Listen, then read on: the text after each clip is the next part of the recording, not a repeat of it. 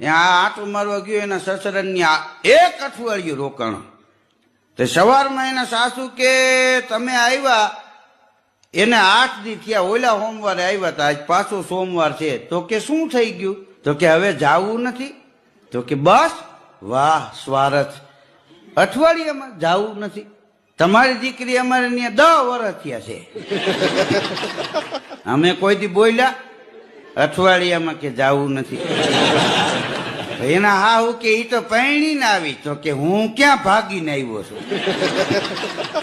હું પૈણીને આવ્યો છું, અહીં પોખાણો છું. પછી 11 વાગ્યા તેને હાહુ એ લુગડા પલાળીને મૂક્યા ચોકડીમાં, ધોકો મૂક્યો. કુમાર કે શું?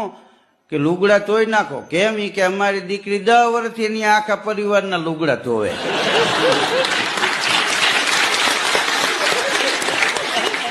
પછી જમાઈ હબકાવ્યા.